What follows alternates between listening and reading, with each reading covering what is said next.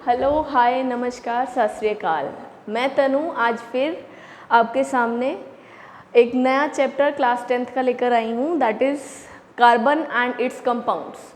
आज हम एक नया चैप्टर स्टार्ट करेंगे जो कि क्लास 10th का है, जो बहुत लंबा है, ऑर्गेनिक केमिस्ट्री से बिलोंग करता है और बच्चों को बहुत आसानी से समझ में नहीं आता, तो इसीलिए इसके ऊपर बहुत फोकस करने की नीड होती है।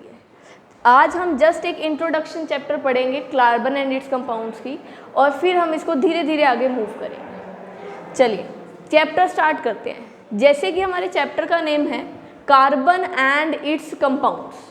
कार्बन एंड इट्स कंपाउंड्स का मतलब ही क्या है?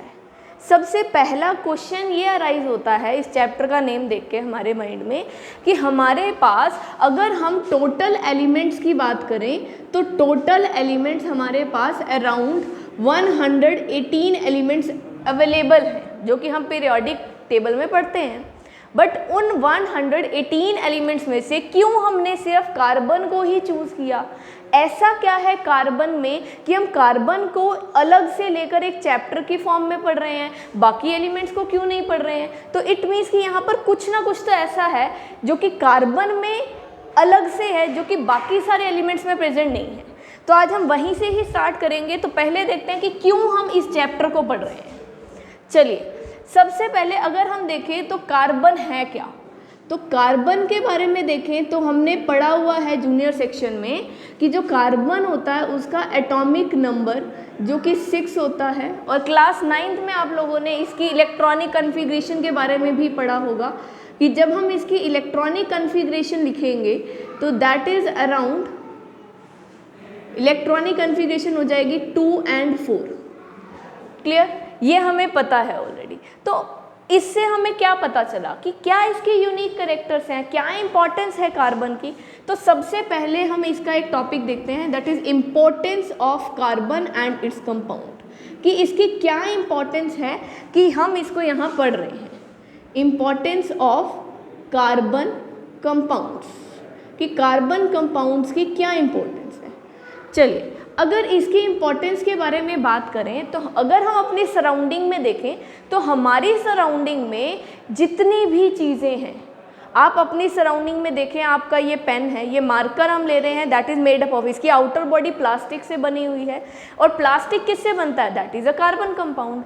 अगर हम सिंपली बात करें कि हमारे ये घर पे कर्टेंस लगे हैं, ये वुड है, जितनी नॉन लिविंग चीज़ें हैं, all are made up of carbon. तो अगर हम सिंपली बात करें तो हम अगर सिर्फ नॉन लिविंग की ही नहीं, अगर हम लिविंग कंपाउंड्स की भी बात करें, जितने भी लिविंग बीइंग्स हैं, all living beings are also made up of compounds, are also made up of carbon compounds. कैसे कार्बन कंपाउंड से बने हुए हैं? सिंपली देखिए, हम लोग अपनी डाइट में रेगुलर खाते हैं, हम कहते हैं कि सेल है, सेल का आउटर स्ट्रक्चर किससे बना है? लिपिड से या प्रोटीन से। अगर लिपिड की बात करें तो लिपिड क्या है? They are fatty acids. Fatty acids मतलब they have a group known as COOH। Again here is a carbon atom. अगर हम प्रोटीन की बात करें तो प्रोटीन बना हुआ है किससे? एमिनो एसिड से। एमिनो एसिड का जनरल स्ट्रक्चर देखेंगे तो it is like this one.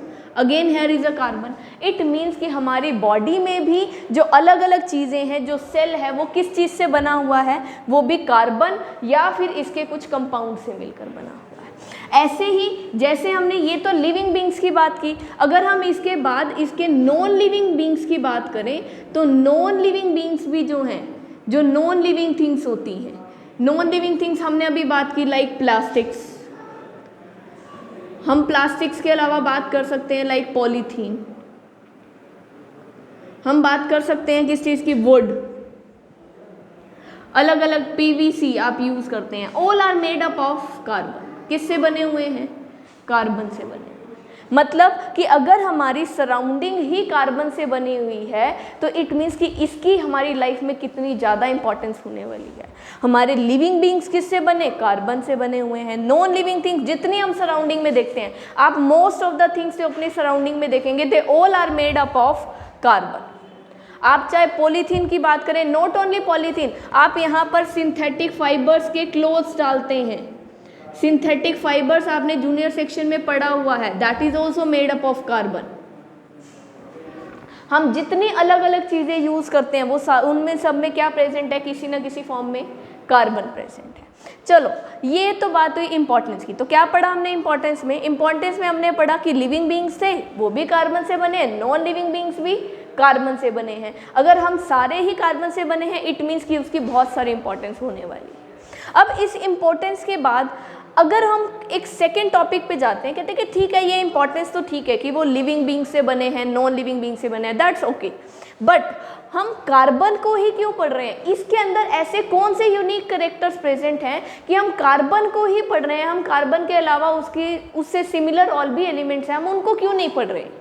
तो इन द सेम वे हम देखते हैं इसके नेक्स्ट टॉपिक को कि इसकी यूनिकनेस क्या है, कि कार्बन में ऐसा कौन सा यूनिक कैरेक्टर है कि हम कार्बन को ही पढ़ रहे हैं। तो नेक्स्ट जो हम पार्ट पढ़ रहे हैं that is uniqueness of carbon and it's compounds, कि कार्बन में कौन से यूनिक कैरेक्टर्स हैं। सबसे मोस्ट इंपॉर्टेंट कार्बन का एक कैरेक्टर आता है कि कार्बन के कंपाउंड्स। जब कार्बन के अगर हम कंपाउंड्स को काउंट करने लगे तो टोटल जो अमाउंट होती है कार्बन की, total amount of carbon compounds is greater than all other compounds. आप सारी metals, non metals, metalloids, radio active element सबके कंपाउंड्स को मिला दो बट फिर भी सबसे ज़्यादा अमाउंट में कंपाउंड्स किसके हैं? कार्बन कंपाउंड्स के। तो इट मीन्स कि हमारे पास क्या आता है कि carbon form huge amount of carbon compounds. That's why this is the unique character of carbon compounds, ये उसका यूनिक कैरेक्टर है। चलिए ये बात हो गई। इसके अलावा अगर ये कार्बन के इतने सारे कंपाउंड्स हैं तो इनको एक साथ पढ़ना भी बहुत मुश्किल है। तो इसीलिए क्योंकि अगर हम इसको सबके साथ पढ़ेंगे तो वो कन्फ्यूजन क्रिएट कर सकता है और इतने ज़्यादा कंपाउंड्स हैं कि अब इसके लिए हमने एक सेपरेट ब्रांच बना दी केमिस्ट्री की। इन सब को स्टडी करने के लिए एक सेपरेट ब्रांच बना दी गई है केमिस्ट्री के लिए। कौन सी ब्रांच बना दी? और उस ब्रांच का नेम रख दिया ऑर्गेनिक केमिस्ट्री। क्या है वो? Organic chemistry. This is the unique character of carbon and it's compounds, कि वो इतने ज़्यादा अमाउंट में कंपाउंड्स बना रहा है कि वो बाकी जितने भी 117 एलिमेंट्स टोटल मिलके भी जितने कंपाउंड बनाते हैं ओवरऑल उससे ज़्यादा कार्बन कंपाउंड्स हैं। इसीलिए हमने क्या बोल दिया कि उसकी एक अलग से ब्रांच बना दी गई जिसको क्या बोल दिया गया? Organic chemistry. चलिए ये तो था जस्ट एक इंट्रोडक्टरी पार्ट कि कार्बन क्या है, उसके कंपाउंड्स क्या हैं, इम्पोर्टेंस क्या है और उसके कुछ यूनिक कैरेक्टर्स के बारे में पढ़ा।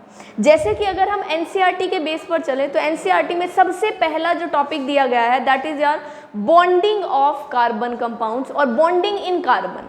तो थोड़ा सा इंट्रोडक्शन देखते हैं कि बॉन्डिंग होती क्या है। अगर हम बॉन्डिंग के बारे में देखें तो थोड़ा सा देखते हैं कि बॉन्डिंग है क्या। पहले हम सिर्फ कार्बन की नहीं, हम बेसिक बॉन्ड के बारे में जानते हैं कि बॉन्ड होता क्या है। अगर सिंपली हम इस बॉन्ड वर्ड का मीनिंग जानना चाहें तो बॉन्ड क्या है? Bond is the interaction between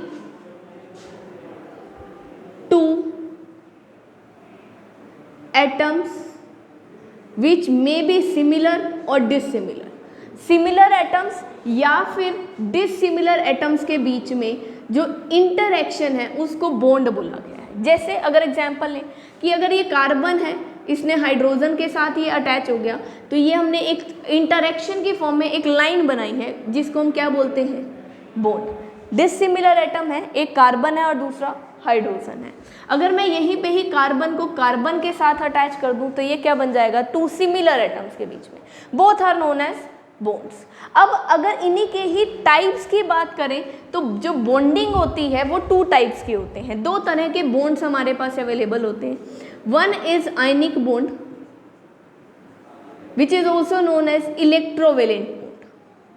ionic bond को ही हम क्या बोलते हैं? Electrovalent bond. दूसरा आता है हमारे पास कोवेलेंट बॉन्ड। चलिए ये हो गए दो टाइप्स के बॉन्ड। इसके अलावा अगर हायर सेक्शन में जाएंगे कुछ और टाइप्स के लाइक कोऑर्डिनेट बॉन्ड्स और डिफरेंट बॉन्ड्स और भी ऐड हो जाएंगे। हमें उन पर नहीं जाना, अभी हमारे सिलेबस के अकॉर्डिंग हमें सिर्फ इन दो पे ही मेन फोकस करना है। अगर हम आयनिक बॉन्ड्स के बारे में जानने की कोशिश करें, लास्ट जो चैप्टर, इससे पिछला जो चैप्टर है that is metals and non metals, we have already studied about this in the previous chapter. जिन बच्चों ने नहीं पढ़ा तो इसके बारे में थोड़ा सा जान लेते हैं कि आयनिक बॉन्ड्स होते क्या हैं। अगर हम आयनिक बॉन्ड्स की बात करें तो आयनिक मतलब फॉर्मेशन ऑफ आयंस, एक ऐसा बॉन्ड जिसमें किसकी फॉर्मेशन हो रही है, आयंस की। आयंस की फॉर्मेशन कब होगी, देखो हमें पता है कि अगर कोई भी एटम है, सपोज सोडियम है, electron atomic number 11, electronic configuration 2, 8 and 1, अगर हम इसकी बात करते हैं, ये एक सिंपल एटम है। अगर मुझे इसे आयन में कन्वर्ट करना है तो मुझे क्या करना पड़ेगा, we have to lose an electron, एक इलेक्ट्रॉन को लूज करना पड़ेगा। ये इलेक्ट्रॉन लूज करेंगे तभी आएगा। इन द सेम वे अगर मेरे पास सपोज क्लोरीन है, atomic number is 17, electronic configuration is 2, 8 and 7, अगर इसको आयन में कन्वर्ट करना है तो मुझे गेन करना पड़ेगा एक इलेक्ट्रॉन को। मतलब देखो हमने दोनों ही केसेस में आयन की फॉर्मेशन की, बट आयन की फॉर्मेशन कब हुई, या तो कुछ इलेक्ट्रॉन को लूज किया गया और या फिर कुछ इलेक्ट्रॉन को गेन किया गया। तो इट मीन्स कि आयंस कब बनते हैं, जब कुछ ना कुछ ट्रांसफर किया जाए इलेक्ट्रॉन का, आइदर लूजिंग सम इलेक्ट्रॉन और गेनिंग सम इलेक्ट्रॉन। तो इन द सेम वे अगर हम इसी को ही रिलेट करके चलें आयनिक बॉन्ड से, तो आयनिक बॉन्ड ने क्या कहा था कि फॉर्मेशन होनी चाहिए आयंस की। आयंस की फॉर्मेशन कब होगी, जब यहाँ पर ट्रांसफर ऑफ इलेक्ट्रॉन्स होगा। क्या होगा, transfer of electron. Transfer of electron in terms of either gaining electrons और लूजिंग इलेक्ट्रॉन्स, चाहे आप लूज करके करें चाहे वो गेन करके करें। ये सारे इसके जो बेसिक कैरेक्टर्स हैं आप previous metals and non metals chapter में पढ़ चुके हैं। अगर नहीं पढ़े हैं तो वो फर्दर आप मेटल्स नॉन मेटल्स चैप्टर जब भी पढ़ेंगे तो उसमें ये डिटेल में आपको कराए जाएंगे। अभी हमें इस पे ना फोकस करके हमें कोवेलेंट बॉन्ड पर मेजर फोकस करना है। तो कोवेलेंट बॉन्ड की अगर बात करें तो it is formed by sharing of electrons. किससे बनता है ये, शेयरिंग ऑफ इलेक्ट्रॉन्स।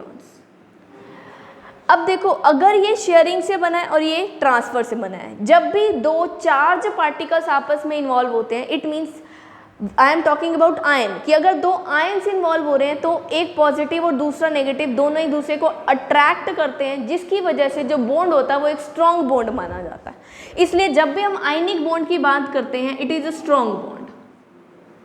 तो स्ट्रॉन्ग है इट मीन्स कि इसको तोड़ने के लिए अगर हमें इसको किसी आयनिक कंपाउंड को मेल्ट करना है, इसको ब्रेक करना है, then we need high melting and boiling point, high melting and boiling point. In contrast to covalent bond, अगर कोवेलेंट बॉन्ड से कंपेयर करें तो यहाँ पर शेयरिंग हो रही है और शेयरिंग की वजह से यहाँ पर ये वीक बॉन्ड है, और क्योंकि ये वीक बॉन्ड है तो इसे तोड़ना आसान है। अगर तोड़ना आसान है तो अगेन इसका जो मेल्टिंग एंड बॉइलिंग पॉइंट क्या हो जाएगा, वो लो हो जाएगा।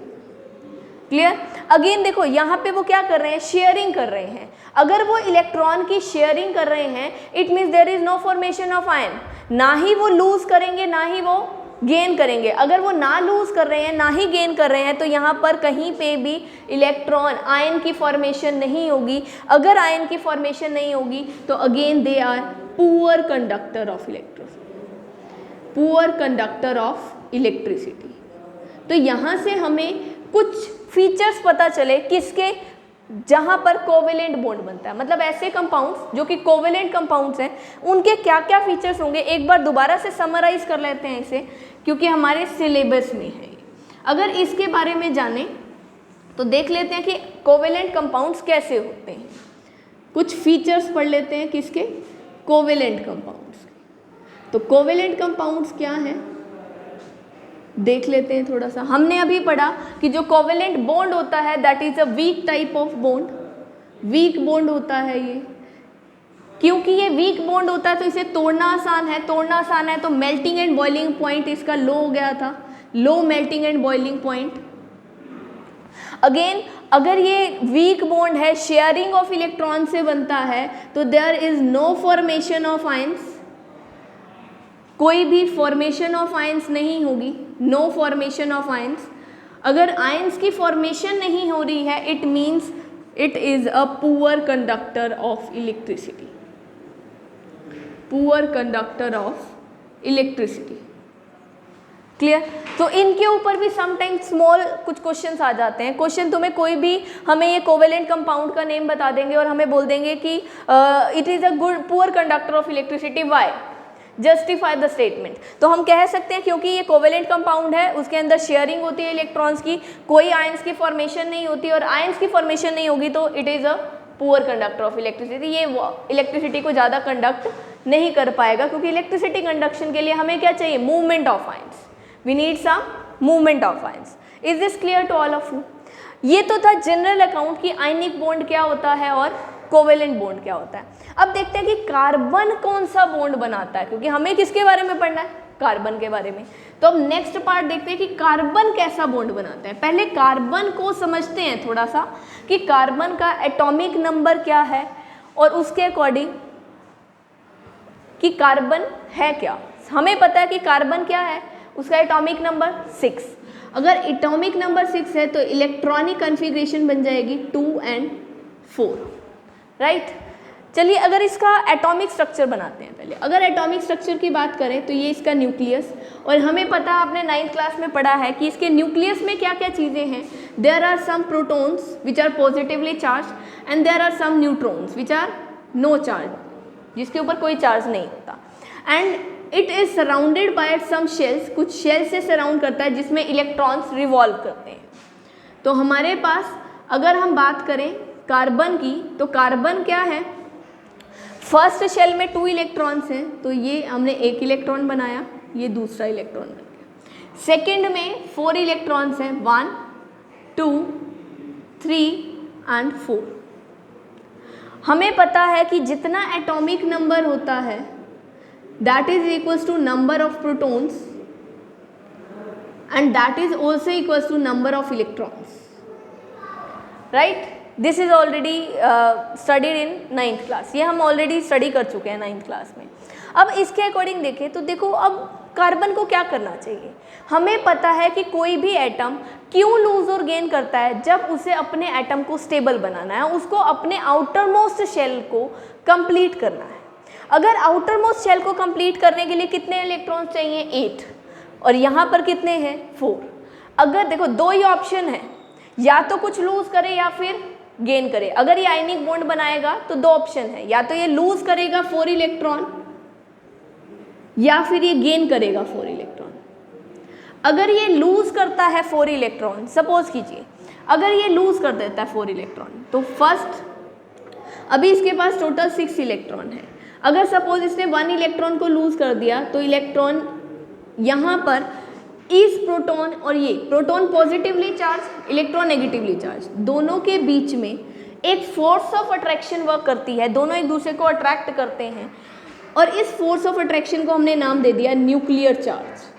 क्या नाम दे दिया, न्यूक्लियर चार्ज।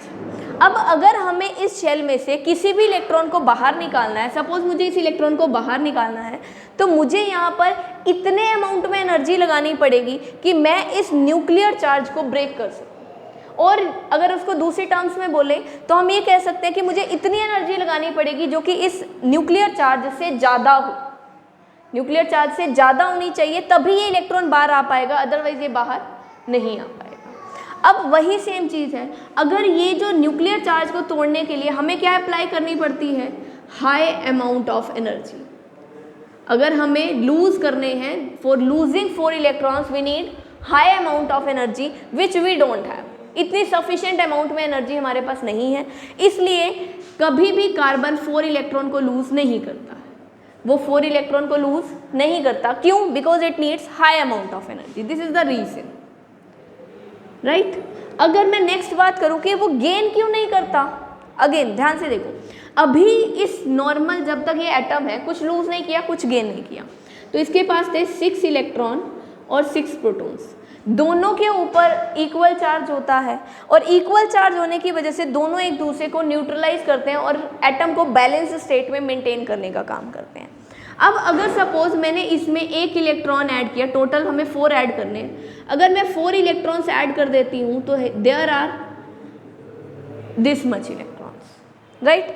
अब यहाँ पर 6 प्रोटॉन्स को 10 इलेक्ट्रॉन्स को होल्ड करना है। हमारे पास प्रोटॉन तो 6 ही हैं, प्रोटॉन का हमने एडिशन नहीं किया, बट 10 इलेक्ट्रॉन्स हो गए विच इज अप्रॉक्सीमेटली डबल, और इतनी डबल अमाउंट में इलेक्ट्रॉन्स होने की वजह से यहाँ पर ये जो हमारा ऑर्बिट है, ये जो कार्बन है वो इन इलेक्ट्रॉन्स को होल्ड ही नहीं कर पाता, it is unable to hold 10 electrons. वो 10 इलेक्ट्रॉन्स को होल्ड नहीं कर पाता पोजीशन में, क्यों? क्योंकि प्रोटॉन के कंपैरिजन में number of electron approximately double हो जाते हैं, जिसकी वजह से अगर ये इतने अमाउंट में ज़्यादा हो जाएंगे और ज़्यादा होने की वजह से वो उसे होल्ड नहीं कर पाएगा तो वो स्टेबल भी नहीं रहेगा। It means in carbon can't be able to lose 4 electron as well as it can't gain 4 electron. अगर वो लूज नहीं कर सकता, वो गेन नहीं कर सकता, it means carbon can never form ionic bond, वो कभी भी आयनिक बॉन्ड की फॉर्मेशन नहीं कर सकता। तो कौन सा बॉन्ड बनाएगा? तो हमारे पास सेकेंड ऑप्शन आ गया। कौन सा बॉन्ड बनाएगा? Then carbon will go for sharing, it forms bond by sharing of electrons. कैसे बनाएगा? Sharing of electron. तो आज हमने इस पूरे चैप्टर में, इस पूरे जो लेक्चर में हमने पढ़ा, हमने क्या पढ़ा कि ये कार्बन एंड इट्स कंपाउंड्स को हम क्यों रीड कर रहे हैं, इसकी क्या इंपॉर्टेंस है, क्या यूनिकनेस है। तो हमने पढ़ा कि इसकी इंपॉर्टेंस ये है कि हमारे मोस्टली जितने भी सराउंडिंग में चीज़ें हैं, जो हम लोग हैं, जितने लिविंग ऑर्गेनिजम्स हैं, they all made up of cells, and cells के अंदर जो डिफरेंट कंपोनेंट्स हैं they are made up of carbon compounds और कार्बन। फिर हमने इसकी कुछ यूनिक कैरेक्टर्स पढ़े। हमने कहा कि कार्बन इतने ह्यूज अमाउंट में कंपाउंड्स बनाता है कि उसके लिए एक सेपरेट ब्रांच बना दी गई जिसको ऑर्गेनिक केमिस्ट्री का नाम दे दिया गया, जिसकी वजह से कार्बन को स्पेसिफिकली अलग से पढ़ा जाता है और बाकी एलिमेंट्स को इतने अलग से नहीं पढ़ा जाता। फिर हमने पढ़ा कि अब कार्बन के अंदर बॉन्डिंग कैसी होती है। दो तरीके से हमने बॉन्डिंग पढ़ी, आयनिक बॉन्ड या फिर कोवेलेंट बॉन्ड। कोवेलेंट बॉन्ड के हमने कुछ फीचर्स पढ़े कि वो लो melting and boiling points show करते हैं, वीक बॉन्ड होता है, शेयरिंग करते हैं, पुअर कंडक्टर शो करते हैं। और उसके बाद लास्ट में हमने देखा कि क्यों कार्बन ना ही 4 इलेक्ट्रॉन्स को लूज कर पाता है और ना ही 4 इलेक्ट्रॉन को गेन कर पाता है। एंड फाइनली हमारा कंक्लूजन निकला कि कार्बन जो बॉन्ड बनाएगा वो शेयरिंग ऑफ इलेक्ट्रॉन से बनाएगा, and that bond is known as covalent bond. इसीलिए हम कार्बन को क्या बोलते हैं? कार्बन जो कंपाउंड बनाएगा that is a covalent compound. चलिए, आज हमने इस लेक्चर में हमने कुछ इंट्रोडक्टरी पार्ट पढ़ा, एंड आई होप आपको ये सारी चीज़ें समझ में आई होंगी। अगर आपको इसके अलावा कुछ और आप इसमें एडिशन चाहते हैं या फिर कुछ और चीज़ें ऐड करना चाहते हैं तो प्लीज़ कमेंट कीजिएगा। अदरवाइज़ इसका जो नेक्स्ट पार्ट है we will study tomorrow. Thank you.